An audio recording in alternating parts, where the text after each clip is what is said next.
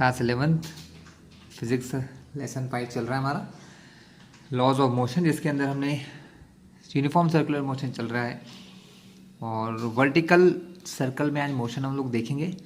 Last class में हमने क्या देखा था कि सेंट्रीपिटल फोर्स एक बैंक्ड रोड पर या कर्व रोड पर किस प्रकार सेंट्रीपिटल फोर्सेस मिलते हैं, तीनों डेरिवेशन किए। आज का टॉपिक है motion in a vertical circle. So class motion in vertical circle हम लोग स्टार्ट कर रहे हैं और अभी भी आप इस चैनल पर नए हैं तो उसको सब्सक्राइब कर लेना, जिससे आने वाले वीडियोस आपको मिलते रहेंगे, क्योंकि इस पर हम सारे सब्जेक्ट्स का वीडियो डाल रहे हैं। अब मोशन वर्टिकल सर्कल क्या होता है? वर्टिकल सर्कल मतलब सीधा सर्कल। एक सर्कल क्या होता है, जैसे हम लोग ये ज़मीन पर ऐसे हैं और ऐसे ऐसे घूम रहे हैं, तो ये आपने कभी फैट्स में जाते हैं, वहाँ पर सर्कल्स होते हैं, झूले होते हैं जो ऐसे वर्टिकल खड़े झूले होते हैं इस टाइप के, है ना। इस टाइप से यूं ऊपर से नीचे चलते हैं, ऐसे आपने ऊपर देखा होगा, इस टाइप से उनको वर्टिकल सर्कल कहा जाता है। क्या कहते हैं? Vertical circle. तो वर्टिकल सर्कल में कोई ऑब्जेक्ट किस प्रकार मोशन करता है ना, ये चीज़ें हमको आज समझना है। तो इसके लिए सबसे पहले एक डायग्राम समझ लेते हैं कि मान लो एक यहाँ पर कोई सेंटर है, कोई L या R लेंथ के थ्रेड से कोई ऑब्जेक्ट यहाँ पर बंधा हुआ है और ये इस प्रकार से सर्कुलर मोशन कर रहा है, ठीक है। तो ये बैलेंस कैसे होता है? इसका वेट mg नीचे लगता है और इसमें टेंशन ऊपर की तरफ लगता है। इन दोनों के बैलेंस की वजह से ये थ्रेड सेंट्रीपिटल फोर्स लेता है ना। थ्रेड में सेंट्रीपिटल फोर्स आता है और ये ऑब्जेक्ट घूमता रहता है, सर्कुलर मोशन कर लेता है। नाउ सपोज इस सिचुएशन में बच्चों हम इसको इनिशियली यू वेलोसिटी प्रोवाइड करते हैं कि यहाँ से हम इसको यू वेलोसिटी के साथ एंटी क्लॉकवाइज डायरेक्शन में मोशन कराते हैं। कुछ समय बाद ये ऑब्जेक्ट क्या करता है? सपोज ये ऑब्जेक्ट यहाँ पर आ जाता है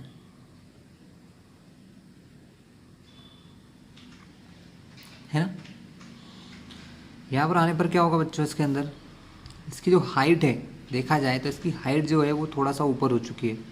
और जब भी कोई ऑब्जेक्ट, मास वाला ऑब्जेक्ट किसी हाइट पर चला जाए तो उसके अंदर एक एनर्जी आ जाती है, इसको कहते हैं पोटेंशियल एनर्जी। क्या कहते हैं बच्चों? इसको कहते हैं पोटेंशियल एनर्जी, ठीक है। ये ऑब्जेक्ट यहाँ था, इसको हमने यू वेलोसिटी दी, जब वो किसी हाइट पर गया तो आपको कंफर्म्ड है कि उसकी वेलोसिटी धीरे धीरे डिक्रीज होगी। तो उसकी वेलोसिटी मान लो यहाँ जाकर v हो गई और ये काम होने में टोटल थीटा एंगल हुआ कि ये जो यहाँ पर सेंट्रल एंगल थीटा बन गया, ठीक है। बहुत सिंपल है। ऑब्जेक्ट इस प्रकार कंडीशन में था, यहाँ रखा था, हमने उसको u वेलोसिटी से इस डायरेक्शन में मोशन कराया। मोशन करने के कुछ समय बाद वो एक दूसरी पोजीशन पर पहुँचा, यहाँ पर, जहाँ पर उस एंगल कितना बन गया, थीटा एंगल होने के बाद वो यहाँ पहुँचा है, ठीक है। अब यहाँ पर जब वो पहुँचा है तो उसकी वेलोसिटी v हो गई है और यहाँ से यहाँ जाने में देखिए आप, अपन हाइट की बात करें वर्टिकल, क्योंकि वर्टिकल मोशन चल रही है, तो हाइट की बात करें तो ये ऑब्जेक्ट इतनी हाइट ऊपर चला गया है, इतनी हाइट ऊपर चला गया। जब कोई ऑब्जेक्ट, हम एलिवेशन की बात करें कि दो ऑब्जेक्ट हैं, अगर वो स्पेस में है तो जिसकी हाइट जितनी ज़्यादा होती है उसके अंदर उतनी ही ज़्यादा एनर्जी होती है, पोटेंशियल एनर्जी, यानी इस ऑब्जेक्ट से ज़्यादा पोटेंशियल एनर्जी इस ऑब्जेक्ट में है, ठीक है। और इसी का यूज़ करके हम मोशन सॉल्व करेंगे यहाँ से और आगे की बात करेंगे। इतना क्लियर है आपको? क्या था? ये कोई थ्रेड है L लेंथ का या R लेंथ का कोई ये थ्रेड है ना, रेडियस है इसलिए R मान लो। इस पर एक कोई मास m मास की बॉडी लटकी हुई है यहाँ पर, जिसको इनिशियली u वेलोसिटी से हमने आगे की तरफ थ्रो किया है। After some time angle theta बनाते हुए ये इस पोजीशन पर आ गई है जहाँ पर इसकी वेलोसिटी u से v बन चुकी है, ठीक है। और ये होने में ये कुछ इतनी हाइट ऊपर जा चुकी है ना। तो अब हमें इन सब की वैल्यूज़ फाइंड करना है। तो बच्चों इस केस में हम ये देखते हैं कि जो यहाँ पर फोर्सेस लग रहे हैं वो कौन कौन से फोर्सेस लग रहे हैं। तो देखा जाए तो बच्चों यहाँ पर जो फोर्स लग रहे हैं वो हैं हमारे, एक फोर्स लग रहा है टेंशन टूवर्ड द सेंटर जो टी है, और एक फोर्स लग रहा है हमारा उसका वेट mg जो नीचे की तरफ लग रहा है। ये दो फोर्सेस के बैलेंस से ही हमको सेंट्रीपिटल फोर्स मिल रहा है बच्चों, क्योंकि अगर ये मोशन सर्कल में हो रही है तो इन दो फोर्सेस के बैलेंस से ही क्या होगा, इन दो फोर्सेस के बैलेंस से ही हमें सर्कुलर मोशन मिल रही है। चलिए हम देख लेते हैं कैसे, हम इसको थोड़ा सा अलग से बनाएंगे। हम लोग यहाँ पर ड्रॉ कर लेते हैं, ये हमारा जहाँ पर ऑब्जेक्ट है वो, उसका वेट नीचे लग रहा है mg, here is the tension, इस तरफ टेंशन लग रहा है।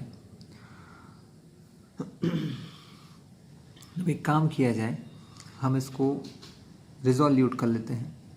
रिजोल्यूशन हमारे हिसाब से हो सकता है कुछ भी नहीं। हमने दो डायरेक्शन बनाई, एक ये डायरेक्शन और एक ये डायरेक्शन, है ना।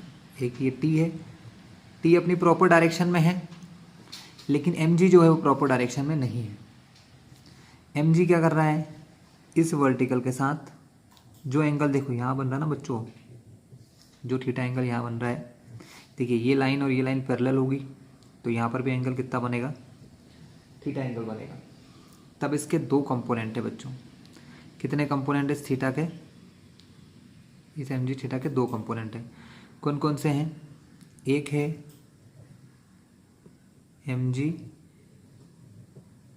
cos थीटा और दूसरा है mg sin थीटा इस तरफ।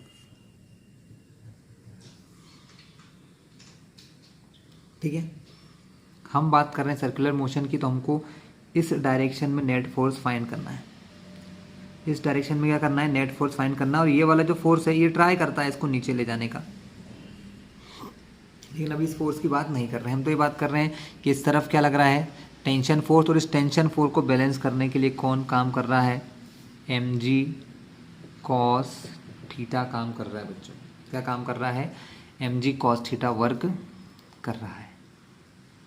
ठीक है, लेकिन फिर भी अगर आपकी बॉडी सर्कुलर मोशन कर रही है, इसका मतलब नेट फोर्स लग रहा है अंदर की तरफ, यानी आपका टेंशन फोर्स जो है वो बड़ा है इससे, तभी तो हमारा सेंट्रीपिटल फोर्स लग रहा है। क्योंकि हमारी डेफिनेशन क्या है कि भाई जिस तरफ मोशन हो रही है, एक्सीलरेशन उस तरफ हो रहा है, मोशन हमारी सर्कुलर हो रही है, मतलब सर्कुलर मोशन के लिए जो फोर्स चाहिए वो बड़ा है ना। यानी नेट फोर्स हमारा क्या है, सेंट्रीपिटल है अंदर की तरफ, नेट फोर्स हमारा क्या है, सेंट्रीपिटल फोर्स होगा। नेट फोर्स हमारा सेंट्रीपिटल फोर्स है, तो एक नॉर्मल सी इक्वेशन बनती है T minus mg cos theta, इन दोनों को माइनस करेंगे तो नेट फोर्स निकलेगा, क्योंकि दोनों की डायरेक्शन अपोजिट है। T में से mg cos थीटा माइनस कर दूंगा तो नेट फोर्स, और नेट फोर्स कितना होता है, सेंट्रीपिटल फोर्स होता है mv square upon r, mv square upon r होता है बच्चों। ये इक्वेशन है जो हमें आगे काम आने वाली है, कैसे यूज़ करेंगे वो मैं आपको अब बताऊंगा। तो बच्चों ये तो मैंने आपको समझा दिया, मैं थोड़ा सा इसका डेरिवेशन आपको लिखवा भी देता हूँ, है ना। डायग्राम आप यही बना लेंगे, ये वीडियो अलग से समझने के लिए, और ये मेन डायग्राम है। इस तरह आपने mg cos थीटा बनाया और इस तरफ बना लेना आप mg sin थीटा, और यहाँ दिखा दो आप थीटा एंगल। इस तरफ क्या हो जाएगा, इस तरफ छोटा सा लिख लेना mg sin थीटा। ठीक है, डायग्राम परफेक्ट है अपना। बस थोड़ा सा डिस्क्रिप्शन लिखवा दूँ मैं आपको, जिससे कि आप लोग अपने बोर्ड्स एग्ज़ाम में भी या लोकल एग्ज़ाम्स में भी लिख सकेंगे। हम क्या लिखेंगे, हम लिखेंगे suppose a particle of mass m is attached to an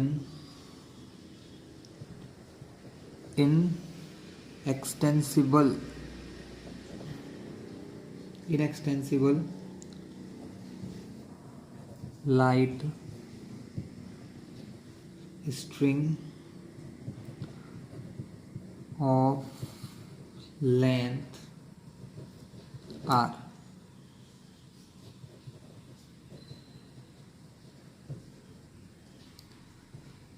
The particle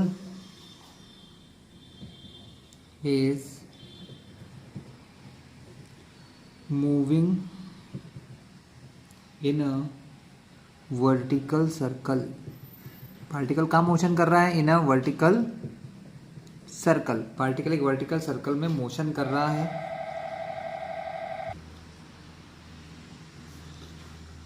of radius R, of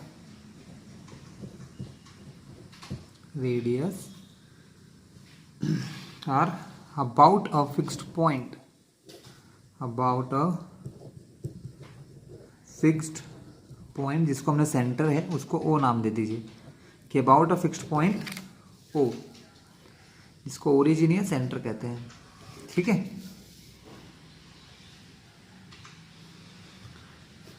it is imparted मतलब इसको दिया जाता है, it is imparted a velocity u, हम इसको इनिशियली क्या वेलोसिटी देते हैं, u वेलोसिटी देते हैं in horizontal direction, in horizontal direction. हम इनिशियली इसको कौन सी वेलोसिटी देते हैं, u वेलोसिटी के साथ हॉरिजॉन्टल डायरेक्शन में मोशन कराते हैं बच्चों। At the lowest point, at the सबसे नीचे जो पॉइंट है लोवेस्ट पॉइंट, उस पर ये मोशन हमने स्टार्ट करी है। ठीक है, let v be the velocity at any other point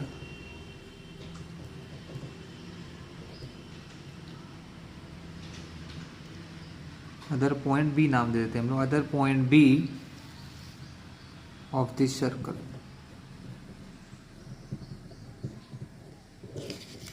है ना, इस पॉइंट, इसको पॉइंट बी नाम दे दीजिए। नेमिंग तो अपने हाथ में, इसको बी दे सकते हैं, इस पॉइंट को लोवेस्ट पॉइंट को ए नाम दे सकते हो। ठीक है, तो अब इसके बाद क्या होगा बच्चों, अब हम लिखेंगे कि जब वो वहाँ पर पहुँचेगा तो वहाँ पर क्या क्या फोर्सेस लग रहे हैं। देखिए डायग्राम आपको बनाना होता है, एग्जाम में आपको डायग्राम समझाना नहीं होता है टीचर को कि सर ये कैसे हो रहा है। आपको डायग्राम बनाने आपको आ गया ना कि ये डायग्राम आप बना दोगे, ये दोनों डायग्राम बना दोगे, टीचर समझ जाते हैं, है ना, कि आपने क्या किया है ना। तो आप इसके बाद क्या लिखते हैं, इतना लिखने के बाद आप लिखोगे द नेसेसरी, हम लिखेंगे the necessary centripetal force is provided by, क्योंकि देखिए सर्कुलर मोशन वो कर रहा है ना, रुका तो नहीं है, सर्कुलर मोशन करते हुए आगे जा रहा है। तो सर्कुलर मोशन को जो सेंट्रीपिटल फोर्स चाहिए वो कौन प्रोवाइड कर रहा है, by the resultant, by the resultant of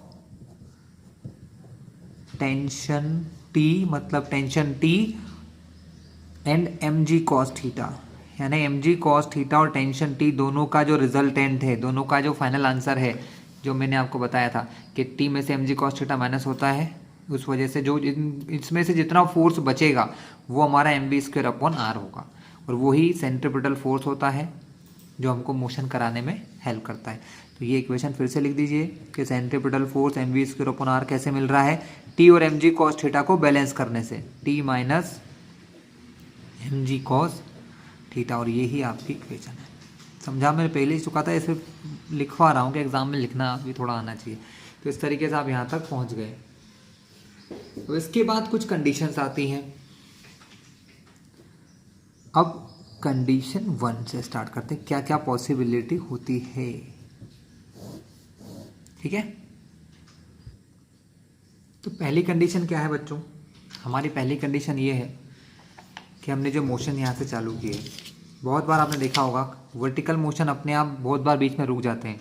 क्यों रुक जाते हैं, क्योंकि वो देखिए यहाँ से सबसे प्रॉब्लम कहाँ जाएगी, सबसे ज़्यादा दिक्कत आती है ये हाईएस्ट पॉइंट तक पहुँचने में, क्योंकि यहाँ से वो ऊपर चढ़ रहा है ना, मतलब ऊपर की तरफ जा रही है, जो बॉडी है वो एलिवेटेड हो रही है, हाइट गेन कर रही है। जब आप किसी हाइट पर चलते हैं तो आपको फोर्स चाहिए, यानी सेंट्रीपिटल फोर्स अगर इसको यहाँ तक मिल गया, ऊपर तक जाने तक, यहाँ तक, तो ये पूरा सर्कल कंप्लीट कर लेगी। लेकिन यहाँ से यहाँ तक जाने से पहले अगर ये रस्सी ढीली हो गई, मतलब इसमें स्लैग आ गया है ना, रस्सी स्लैग्ड हो गई, टाइट नहीं रही, तो क्या होगा, तो ये होगा कि ये जो टेंशन है, दो चीज़ें काम कर रही हैं यहाँ पर देखना, टेंशन और mg cos थीटा, इन दोनों में से जो बड़ा होगा वो काम होगा। अगर टेंशन बड़ा होगा ना तो सेंट्रीपिटल फोर्स मिलता रहेगा और मोशन चलती रहेगी। लेकिन कभी ऐसा हुआ कि टेंशन कम हो गया, अब भाई जो हमारी रोप है वो ऐसे ढीली हो गई, मान लो ऐसे टाइट है तो उसमें टेंशन है, अगर वो ऐसे ढीली हो गई तो उसमें क्या कुछ टेंशन होगा क्या? अगर टेंशन खत्म हो गया ना तो मोशन भी आपकी क्या हो जाएगी, फिनिश हो जाएगी।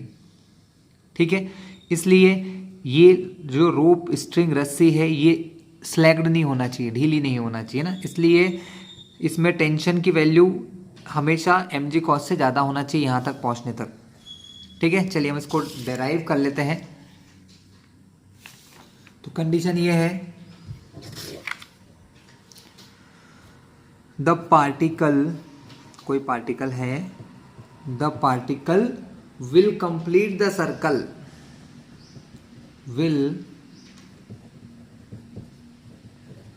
कंप्लीट द सर्कल, मतलब वो सर्कल को कंप्लीट कर लेगा, will complete the circle if the string, if the string does not slack even at the highest point, मतलब हाईएस्ट पॉइंट पर भी जाकर अगर हमारी रोप जो है उसमें स्लैग्ड, मतलब वो बिल्कुल टाइट रहती है, तो ही ये पॉसिबल होगा।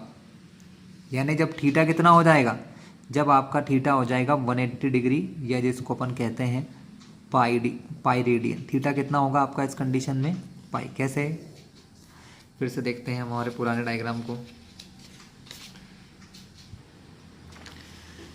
अभी थीटा एंगल है, जब ये पॉइंट यहाँ से यहाँ पहुँच जाएगा तो ये एंगल कितना हो जाता है, ये एंगल पूरा 180 डिग्री बन जाता है बच्चों। कितना बन जाता है, 180 डिग्री, जिसको 180 डिग्री को पाई भी कहते हैं लोग। क्या कहते हैं, पाई।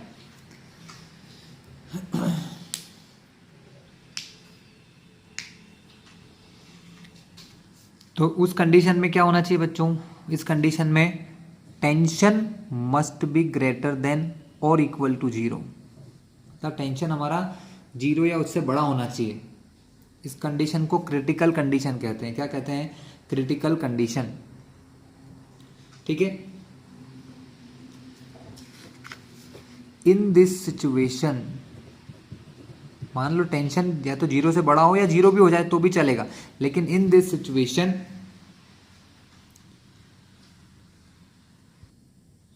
हम t को 0 रखेंगे और थीटा को पाई रखेंगे। तो हमारा जो सिचुएशन थी बच्चों वो क्या थी, उस कंडीशन में mv² r जो है,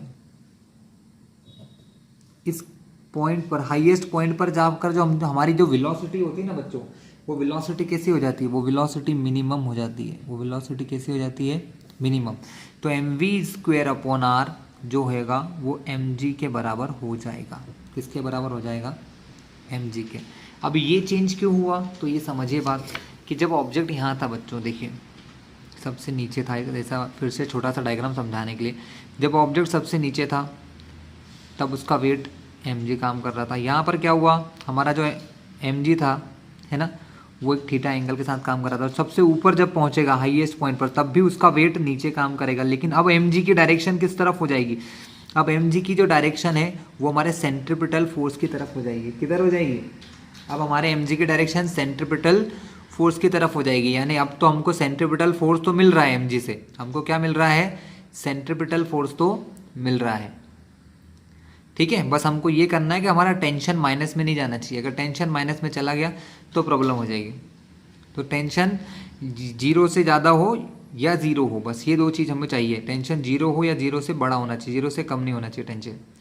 उस कंडीशन में क्या होता है, हाईएस्ट पॉइंट पर जो उसका वेट है mg वो नीचे काम करता है, और वही हमारे सेंट्रीपिटल फोर्स के बराबर हो जाता है। वहाँ पर हमको सेंट्रीपिटल फोर्स तो मिल जाता है ना, mv² अपॉन r से।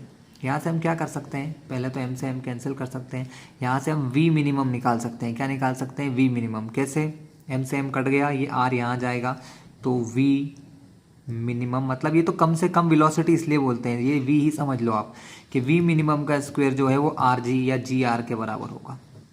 r into G, G R, क्योंकि यहाँ से अपॉन में से इधर जाएगा तो मल्टीप्लाई में, स्क्वायर इस तरफ गया तो क्या होगा, v minimum is equals to under root G R. This is the situation. Okay, तो ये बच्चों मिनिमम वेलोसिटी है जो उस ऑब्जेक्ट के पास इस पॉइंट पर होना चाहिए। अगर इस वेलोसिटी से कम वेलोसिटी अगर ऑब्जेक्ट के पास रहती है तो वो सर्कल कंप्लीट नहीं कर सकता। इस हाईएस्ट पॉइंट पर इतनी वेलोसिटी उसके लिए कंपलसरी है। हमने वो सिचुएशन फाइंड कर ली है कि अगर ये वेलोसिटी इसके पास है, इतनी है या इससे ज़्यादा है, तो ऑब्जेक्ट सर्कल ये हाईएस्ट पॉइंट से आगे निकल जाएगा। ये एक बार आगे निकला तो फिर कोई टेंशन नहीं, बस ये हाईएस्ट पॉइंट पर ही प्रॉब्लम सबसे ज़्यादा होती है। तो ये वेलोसिटी अगर उसके पास है तो वो आराम से चला जाएगा। लेकिन एक सिचुएशन और सोचिए कि ये वेलोसिटी होने के लिए यहाँ पर भी एक कम से कम वेलोसिटी चाहिए बच्चों, है ना, यहाँ पर भी एक कम से कम वेलोसिटी चाहिए कि हम उसको यहाँ पर कितनी दें, हम यहाँ पर उसको कितनी वेलोसिटी दें कि वो वहाँ जाकर इतनी वेलोसिटी हो सके। मतलब हम इस मिनिमम के लिए यू मिनिमम भी तो निकाल सकते हैं कि शुरुआत में हम उसको कितनी कम से कम वेलोसिटी दें कि काम हो जाए। ठीक है, इसके लिए अब हम u मिनिमम निकालेंगे कि u कम से कम कितना होना चाहिए, जिससे कि वो अगर u मिनिमम उतना दे दें तो इस सर्कल को पार कर जाए। तो अब हम बात करेंगे u मिनिमम के लिए। u मिनिमम के लिए बच्चों हम क्या करेंगे, एक छोटा सा मोशन की इक्वेशन यूज़ करेंगे। कैसे, ऑब्जेक्ट यहाँ पर है, मान लो मैं उसको u मिनिमम वेलोसिटी देता हूँ। कितनी वेलोसिटी देता हूँ, u मिनिमम। यहाँ से वो यहाँ गया और यहाँ पर उसकी वेलोसिटी हो गई v मिनिमम, जो हमने अभी फाइंड करी। ऑब्जेक्ट जब यहाँ से यहाँ पहुँचा है तो उसका डिस्प्लेसमेंट कितना हो रहा है, डिस्प्लेसमेंट यहाँ से यहाँ तक हो रहा है टोटल 2r। कितना हो रहा है डिस्प्लेसमेंट बच्चों, डिस्प्लेसमेंट यहाँ से यहाँ तक 2r है ना, क्योंकि ये एक डायमीटर बन रहा है और डायमीटर क्या होता है, रेडियस का डबल। तो यहाँ से यहाँ तक का डिस्प्लेसमेंट s कितना हो रहा है, डिस्प्लेसमेंट s इस केस में हो रहा है 2r। तो अगर हम इक्वेशन बनाएं, कौन सी इक्वेशन बनाएं,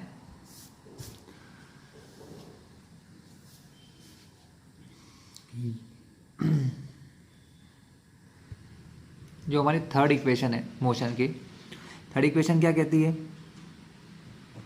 v² is equal to u² plus 2gh।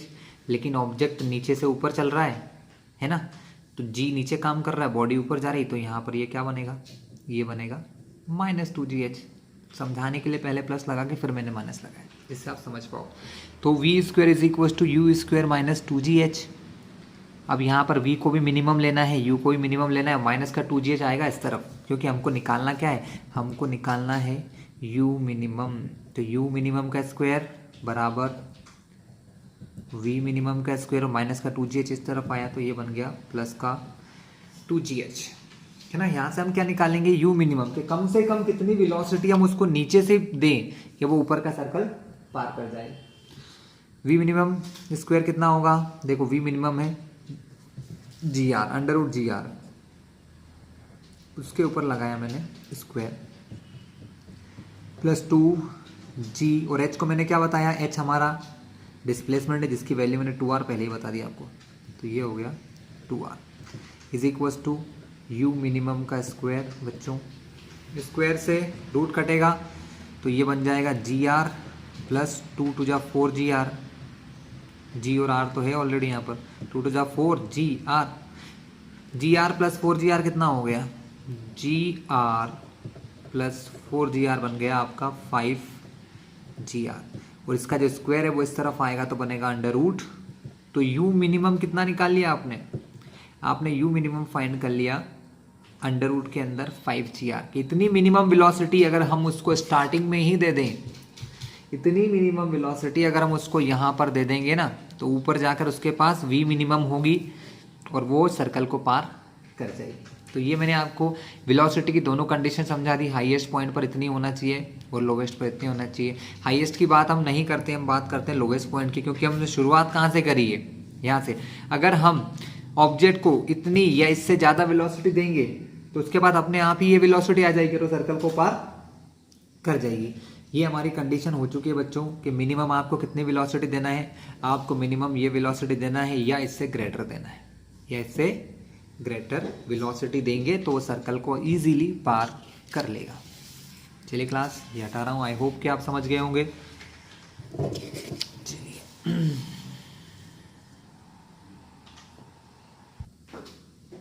इसमें हम फाइंड करेंगे कि स्टार्टिंग में उसके पास कितना टेंशन था, है ना, जब वो चल रहा था स्टार्टिंग में उसके पास कितना टेंशन था। तो इसके लिए फिर से एक छोटा सा सर्कल बनाओ यहीं पर, क्योंकि यहाँ पर सिचुएशन फिर से देखिए, ऊपर काम कर रहा है टेंशन, नीचे काम कर रहा है वेट mg, लेकिन फिर भी इसमें सेंट्रीपिटल फोर्स है ना, जब भी तो वो हैंगिंग है। तो T माइनस mg जो है वो किसके इक्वल होगा, सबसे लोवेस्ट पॉइंट के सेंट्रीपिटल फोर्स के। लोवेस्ट पॉइंट पर सेंट्रीपिटल फोर्स कितना माना हमने, कितना होना चाहिए mv²/r, लेकिन नीचे वेलोसिटी कितनी दी अपन ने उसको u, या यूं कह लो कि u मिनिमम दी है आपने, यही दी ना u मिनिमम।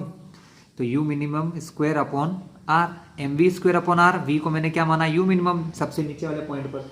सबसे नीचे पॉइंट पर टेंशन कितना होगा वो निकाल लेते हैं। माइनस का mg इधर जाएगा तो बन जाएगा प्लस का mg।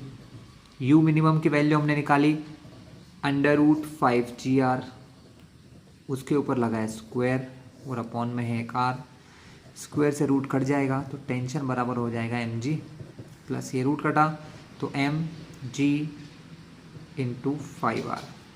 m इसमें से बाहर निकला 5gr, तो मैंने g को इधर लिख दिया और 5 और r को इधर लिखा, अपॉन में एक r है, एक r से r कट गया तो t की वैल्यू कितनी हो गई mg और 5 mg, यानी mg और 5 mg मिलके 6 mg।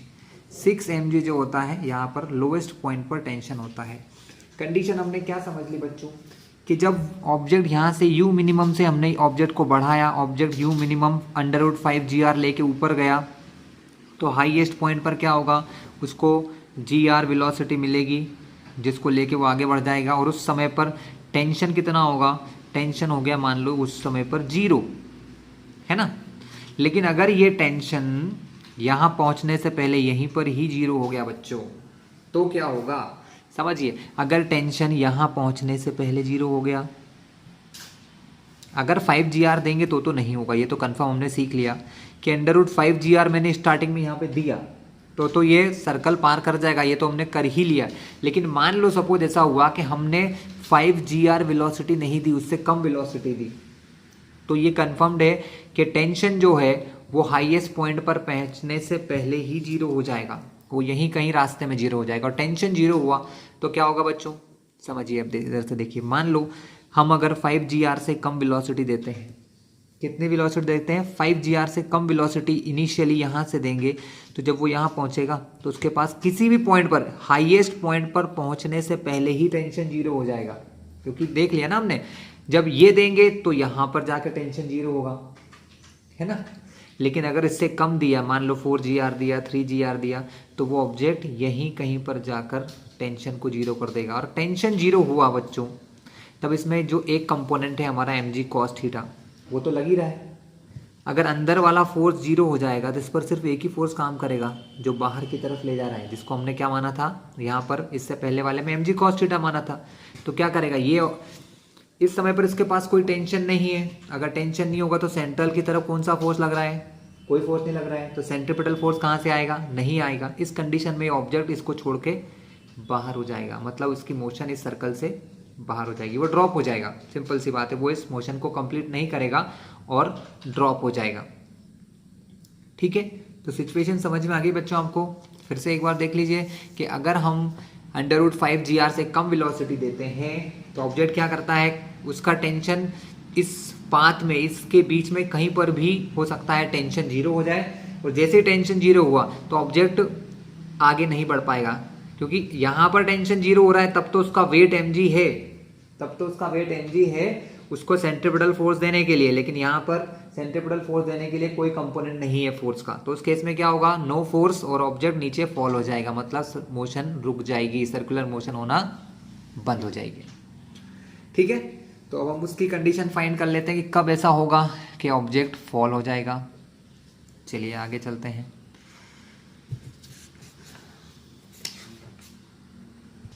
तो हेडिंग लगाते हैं condition for leaving the circle, मतलब सर्कल को छोड़ के जाने की क्या कंडीशन है। कंडीशन एक ही है, if u is less then √5gr, अगर आपने इनिशियल वेलोसिटी 5gr से कम दी तो वो छोड़ देगा।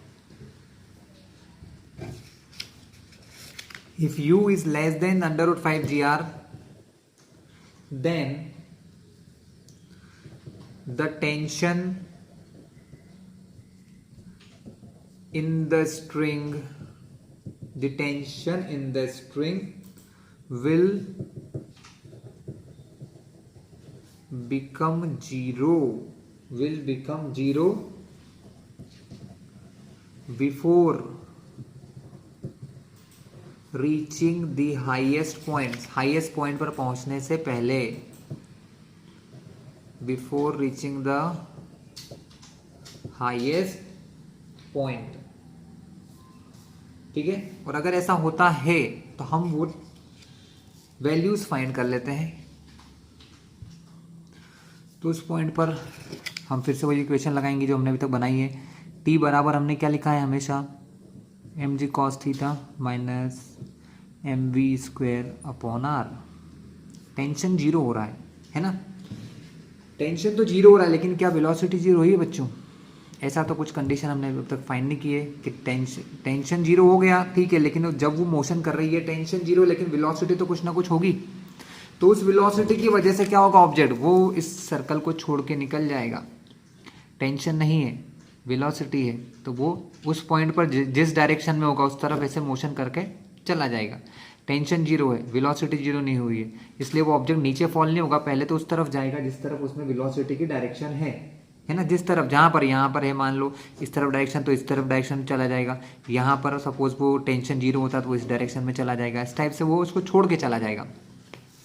तो टेंशन जीरो होता है ना, यहाँ पर सॉरी एक mg cos थीटा आता है ना, फिर से लिखवा दूँ मैं आपको, t minus mg cos theta आता है, क्योंकि हम हाईएस्ट किसी ना किसी पॉइंट की बात कर रहे हैं जहाँ पर कोई ना कोई एंगल बनेगा, क्योंकि t माइनस mg तो सबसे नीचे वाले पॉइंट पर होता है। तो t minus mg cos theta किसके बराबर बताया था, mv²/r। अगर यहाँ पर टेंशन को जीरो रखूँ तो यहाँ पर कुछ वैल्यूज़ निकलेंगी, t जीरो हुआ तो ये हट जाएगा, क्या बचेगा, माइनस mg cos थीटा किसके बराबर, mv²/r के बराबर। तो माइनस mg cos थीटा बराबर हुआ mv²/r के, m से m, और g को अगर मैं यहाँ ले आऊँ तो cos थीटा की वैल्यू क्या हो जाएगी, v²/rg या gr। ये माइनस को इधर लगाओ चाहे इधर, एक ही बात है। तो ये हमारे cos थीटा की वैल्यू हमने फाइंड कर ली है। इसका क्या बेनिफिट होगा, इसका बेनिफिट हम आपको अभी बताते हैं, इसका बेनिफिट क्या होने वाला है। यहाँ से हम v² की वैल्यू निकालेंगे। इक्वेशन 1 देखिए, हमने एक इक्वेशन बनाई है, आप सभी जानते हैं v² बराबर होता है u² माइनस 2gh, होता तो प्लस 2gh है, लेकिन इस केस में जब ऑब्जेक्ट नीचे से ऊपर जाता है तो g नीचे की तरफ काम करता है, इसलिए ये होती है इक्वेशन v² बराबर u² माइनस 2gh। अगर यहाँ पर मैं माइनस लगा दूंगा क्योंकि यहाँ माइनस दिया है, तो ये वैल्यू माइनस से प्लस बन जाएगी और ये प्लस से क्या बन जाएगी, माइनस, यानी माइनस v² की वैल्यू है 2gh माइनस u², क्योंकि हम तो u मिनिमम निकालेंगे ना कि कितने मिनिमम वेलोसिटी अगर देंगे तो ऐसी कंडीशन आएगी। तो यहाँ पर हम इसकी जगह रखेंगे cos थीटा बराबर 2gh माइनस u² अपॉन में gr।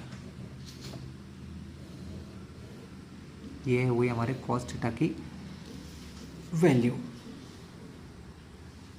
अब एक काम देखते हैं बच्चों, फिर से हम छोटा सा डायग्राम बनाना पड़ेगा क्योंकि हम समझ के काम कर रहे हैं, हमको कॉपी नहीं करना है। ये ऑब्जेक्ट है,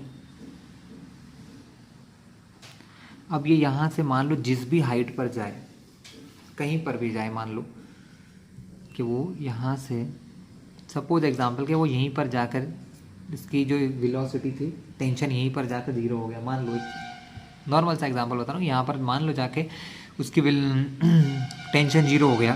तो इस कंडीशन में हमने क्या देखा,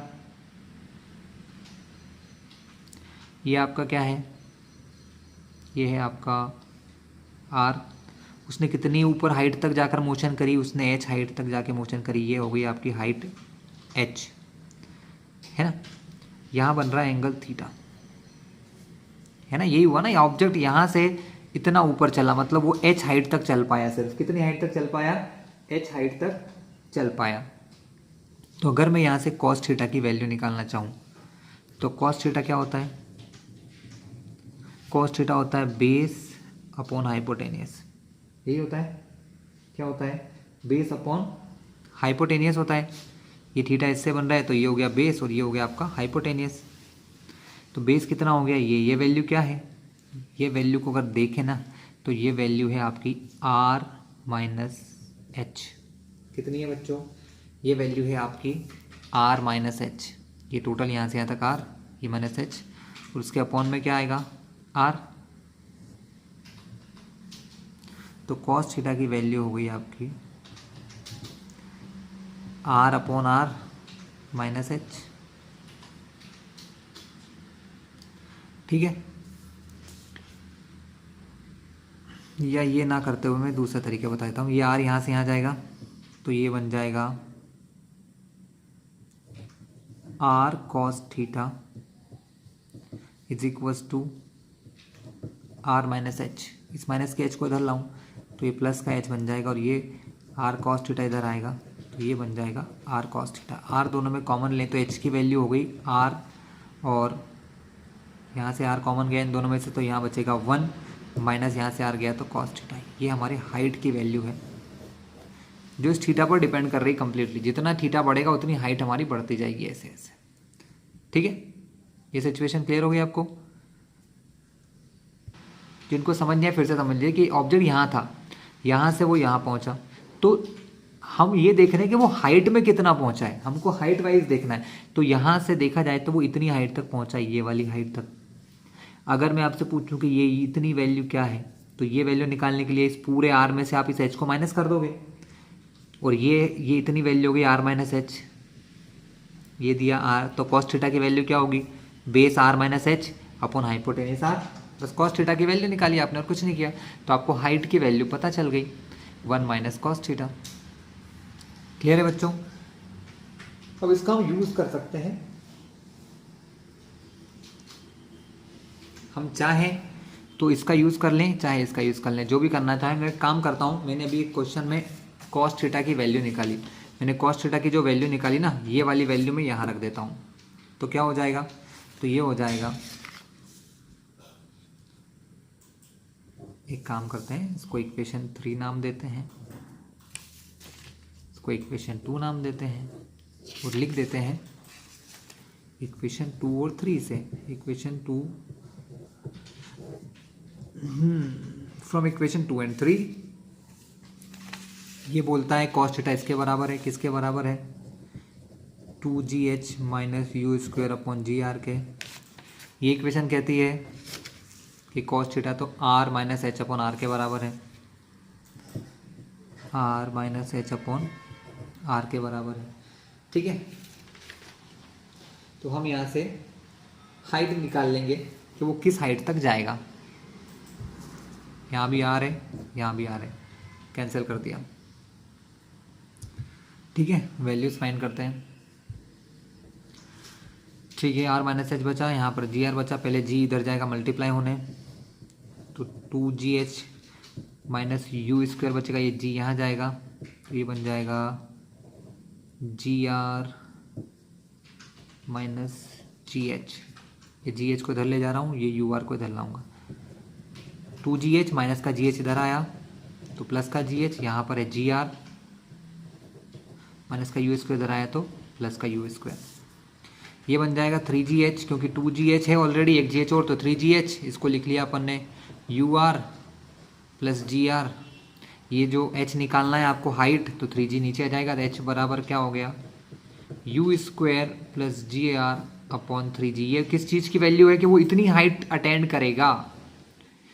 इससे हमको पता चल जाएगा कि वो कितनी हाइट अटेंड करेगा बच्चों। इससे हमें पता चल जाएगा वो कितनी हाइट तक जाएगा। अगर हमको यहाँ से r तो पता ही रहता है, g की वैल्यू, u की वैल्यू पता है कि मिनिमम कितनी वेलोसिटी अपन ने दी है, तो हमको यहाँ से पता चल जाएगा। ठीक है, अब यहीं से ही एक और सिचुएशन जनरेट होती है बच्चों, और सिचुएशन ये है कि अभी हमने क्या देखा कि ऑब्जेक्ट में टेंशन 0 हो गया, तो वो बॉल जो है या जो स्ट्रिंग है वो इसको छोड़ के निकल जाएगी, वो इसको छोड़ के निकल जाएगी।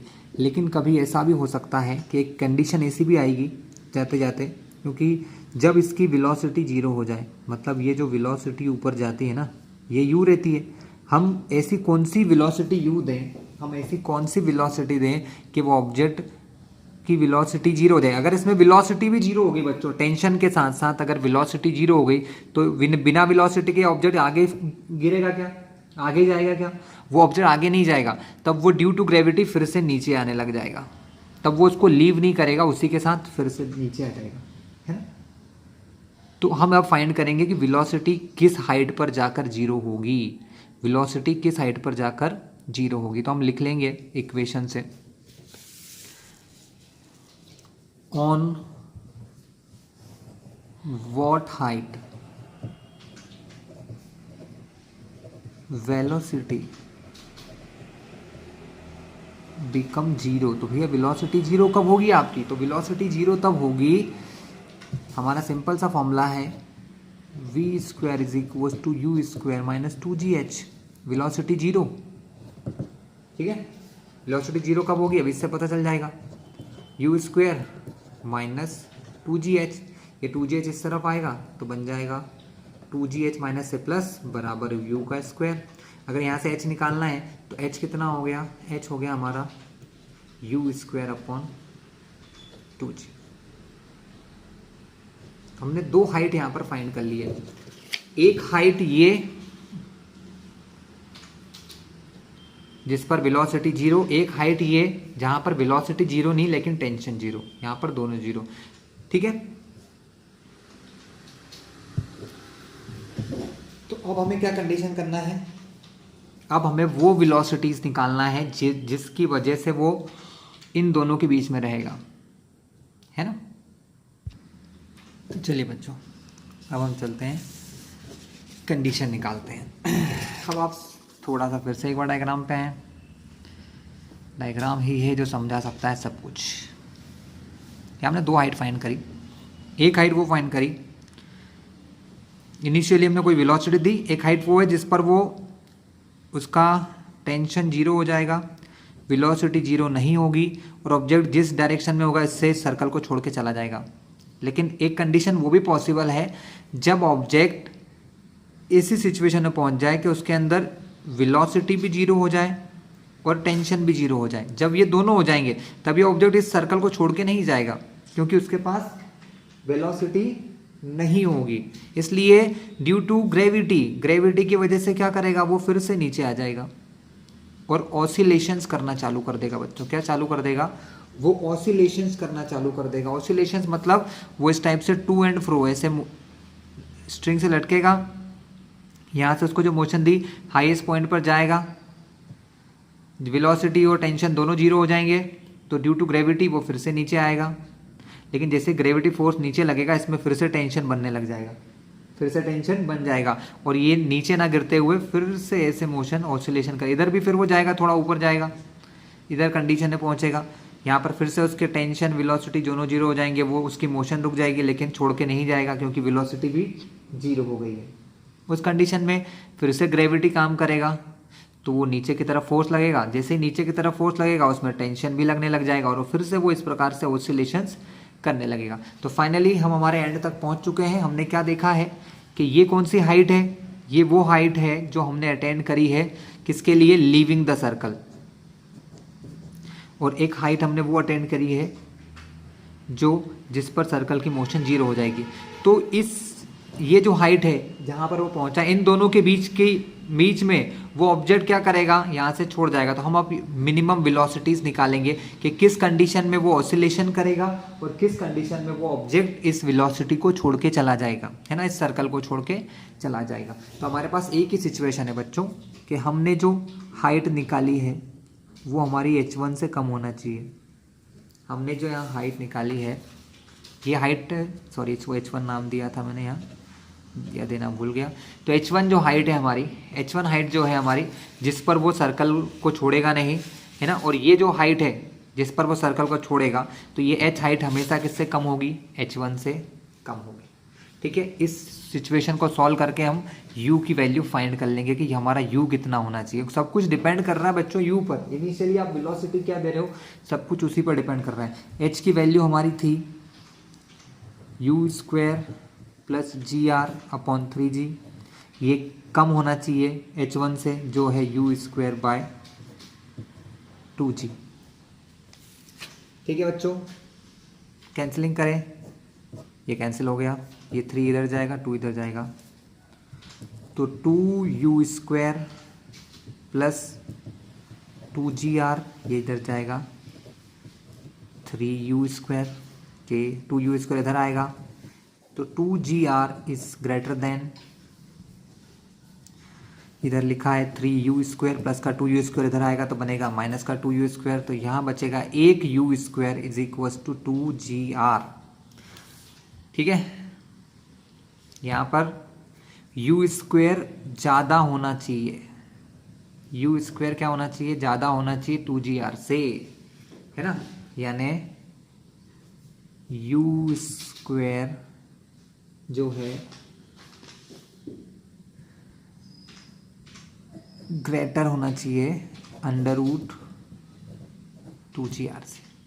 लेकिन एक कंडीशन हमने पहले ही फाइंड करी थी कि u² मिनिमम कितना होना चाहिए, √5gr के होना चाहिए, करके दिखाया था मैंने। अगर 5gr होगी तो वो सर्कल को पार कर जाएगा, ये हमने सबसे पहले सीख लिया है ना, कि हम उसको इनिशियली 5gr वेलोसिटी देते हैं शुरू में, तो वो सर्कल को पार कर जाएगा।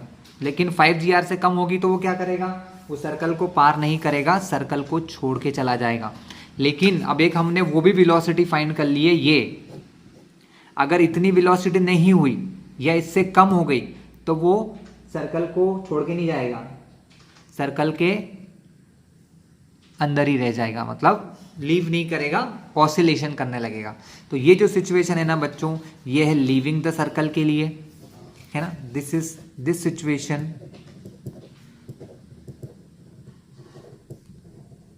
Is for leaving the circle, मतलब इस कंडीशन में वो सर्कल को छोड़ के चला जाएगा बच्चों।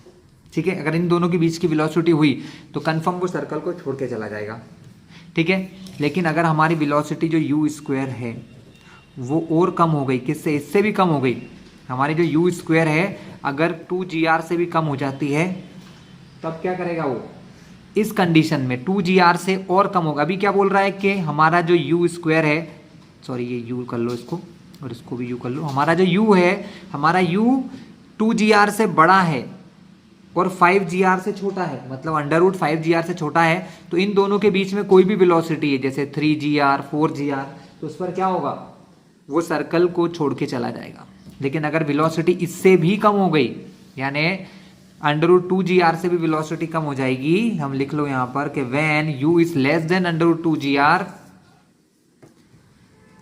देन ऑब्जेक्ट ऑसिलेट, ऑब्जेक्ट क्या करेगा, ऑसिलेट करेगा। तो ये कंडीशन है ऑसिलेशन की, कि जब उसकी u इनिशियल वेलोसिटी 2gr से छोटी होगी तो उसमें क्या होगा, उसमें ऑसिलेशन होने लग जाएंगे बच्चों, क्या हो जाएंगे, ऑसिलेशन होने लग जाएंगे। ये तीनों कंडीशन बच्चों मैंने आपको समझा दी पूरे कॉन्सेप्ट के साथ। ठीक है,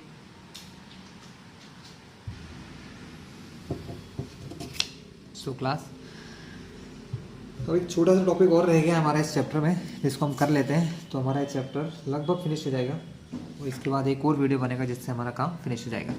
तो हम एक छोटी सी चीज़ देख लेते हैं, इसको कहते हैं पेंडुलम। पेंडुलम क्या होता है ना, या कोनिकल पेंडुलम क्या होता है। कोनिकल पेंडुलम बहुत ईजी है बच्चों, डेफिनेशन आप लोगों को बुक में मिल जाएगी, मैं आपको समझा देता हूँ कि अगर किसी थ्रेड को हम यहाँ लटका देते हैं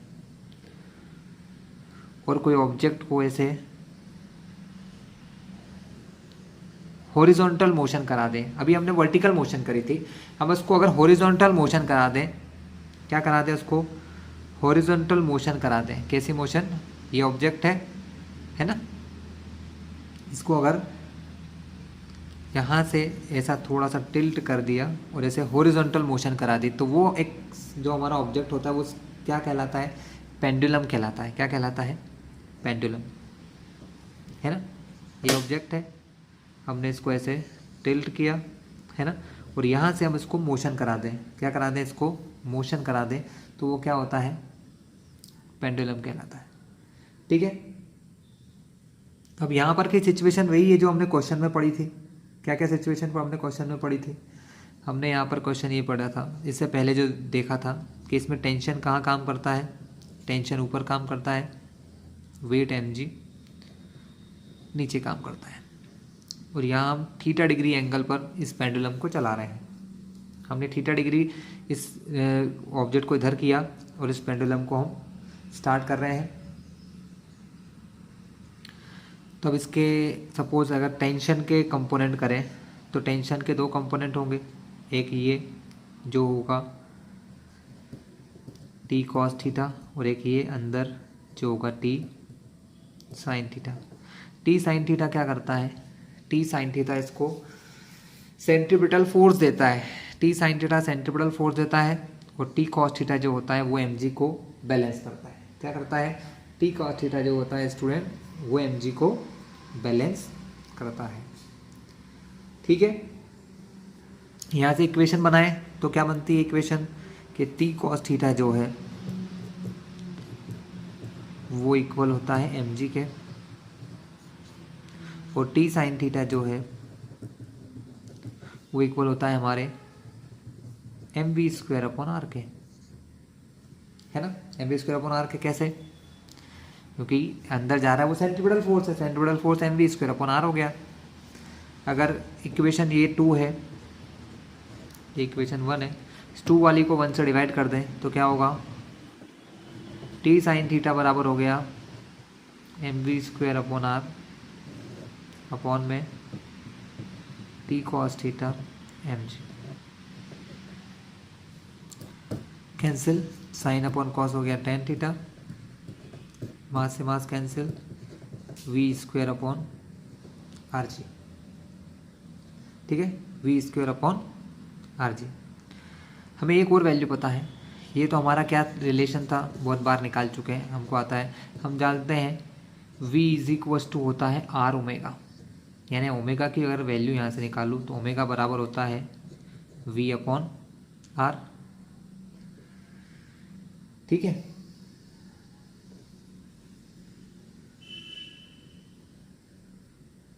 या v की वैल्यू रख दें हम, इस v बराबर रख दें आर ओमेगा, इस v के बराबर क्या रख दें, आर ओमेगा रख दिया जाए बच्चों, तो क्या होगा,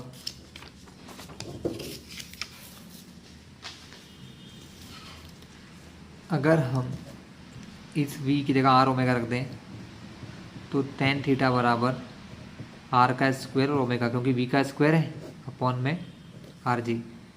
ठीक है, एक आर से तो एक आर कैंसिल हो जाएगा, ऊपर एक आर बचेगा, ये जी को मैं यहाँ सेंड कर रहा हूँ।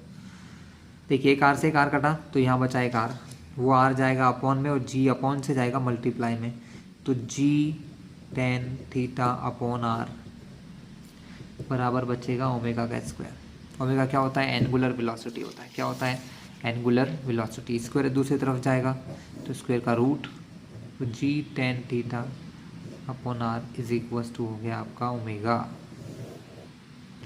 ये आपने एंगुलर वेलोसिटी की वैल्यू फाइंड कर ली।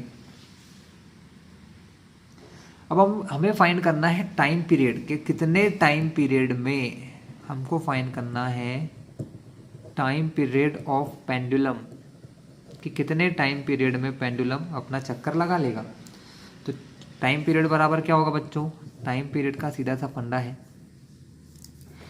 देखिए सर्कुलर मोशन का एक ही फंडा है कि ऑब्जेक्ट यहाँ से एक चक्कर जब लगाता है तो 360 डिग्री एंगल घूम जाता है, जिसको कहते हैं 2 पाई। यानी उसका एंगुलर डिस्प्लेसमेंट कितना हो गया, एंगुलर डिस्प्लेसमेंट हो गया 2 पाई और एंगुलर वेलोसिटी हो गई ओमेगा। तो टाइम पीरियड बराबर 2/ओमेगा। ओमेगा की वैल्यू हमने यहाँ से फाइंड की है, ये वैल्यू हम यहाँ पर रख सकते हैं। ठीक है, ये वैल्यू हम यहाँ पर रख सकते हैं। तो टी बराबर 2 पाई बाई ओमेगा है, सॉरी 2 पाई की जगह तो 2 पाई ही आएगा, अपॉन में ओमेगा की जगह हमने वैल्यू रख दी जी tan थीटा अपॉन आर। तो टाइम पीरियड की वैल्यू हो जाएगी 2 पाई, तो हमने बाहर ले लिया बच्चों, और साथ ही हो जाएगा ये R upon G tan theta, R upon G tan theta. ठीक है, कैसे कि आर अपॉन के भी अपॉन में तो आर ऊपर जाएगा, तो आर ऊपर और जी tan थीटा नीचे। अब एक छोटा सा कंसेप्ट मैं आपके पास फिर से लेके आता हूँ। इसको देखिए, ये जो डिस्टेंस है ये सर्कल की रेडियस है, और ये जो है एल लेंथ का थ्रेड है। इस एल लेंथ के थ्रेड में हमने क्या करा है, इस ऑब्जेक्ट को रखा है ना। ये एल है और ये आर है।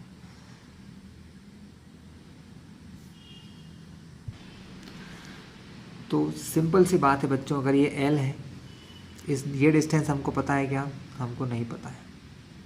इसकी बात क्यों कर रहा हूँ, अभी देखते हैं इसकी बात क्यों हो रही है। इसकी बात इसलिए हो रही है कि अगर यहाँ से मैं cos थीटा निकालने का बोलूँ, तो मान लो कि ये कुछ x है 2 मिनट के लिए, और ये अपॉन में l है, तो x बराबर क्या हो जाएगा, l इंटू कॉस थीटा हो जाएगा। ये l यहाँ से यहाँ मल्टीप्लाई में जाएगा। l cos थीटा किसकी वैल्यू हो जाएगी, इसकी वैल्यू हो जाएगी। ये क्यों कर रहा हूँ, क्योंकि मुझे यहाँ पर सिर्फ और सिर्फ tan थीटा की वैल्यू निकालना है। tan थीटा के लिए मुझे क्या चाहिए, ये परपेंडिकुलर अपॉन में ये बेस चाहिए, है ना। तो परपेंडिकुलर तो r है, लेकिन ये बेस की वैल्यू नहीं पता है, तो मैं यहाँ से अब tan थीटा की वैल्यू रखूँगा जो मैंने निकाल ली है। पहले हम लिख लेते हैं tan थीटा कितना हुआ। तो tan थीटा बराबर परपेंडिकुलर अपॉन बेस। इस थीटा के लिए परपेंडिकुलर ये r और बेस ये हो गया जो है l cos थीटा। तो tan थीटा बराबर r upon l cos theta, ये वैल्यू मैं यहाँ रखूँगा। तो टाइम पीरियड की वैल्यू क्या आ जाएगी, 2 पाई बाय r की जगह हमने रखा, r तो आ ही रहे, g की जगह g, tan थीटा की जगह रखा r upon l cos theta. r से r कैंसिल, ये अपॉन के अपॉन में l cos थीटा ये यहाँ आ जाएगा। तो टाइम पीरियड की फाइनल वैल्यू क्या हो गई, पेंडुलम के टाइम पीरियड की फाइनल वैल्यू हो गई 2 pi into l cos theta upon g. ये क्यों करा, क्योंकि हमको ये पेंडुलम की लेंथ पता है, l लेंथ की लंबाई से हमने उस पेंडुलम को बांधा हुआ है। थीटा हमको पता रहता है, कितने डिग्री हमने उसको घुमाया हुआ है, ये सब चीज़ें हमको पता रहती है। इसलिए हम टाइम पीरियड निकाल सकते हैं कि कितने डिग्री के थीटा पर हमने इसको चलाया है। ठीक है, तो ये टाइम पीरियड इस प्रकार से फाइंड किया जा सकता है। और यहीं पर आज के हमारे इस वीडियो का एंड होता है बच्चों। नेक्स्ट क्लास में एक छोटा सा टॉपिक लेके आएंगे जिसको कहते हैं सेंट्रीफ्यूगल फोर्स। सेंट्रीफ्यूगल फोर्स, जैसे हमने स्यूडो फोर्स पढ़ा था ना, यहाँ पर उसी स्यूडो फोर्स का नया नाम होता है सेंट्रीफ्यूगल, जिसको हम अब देखने वाले हैं।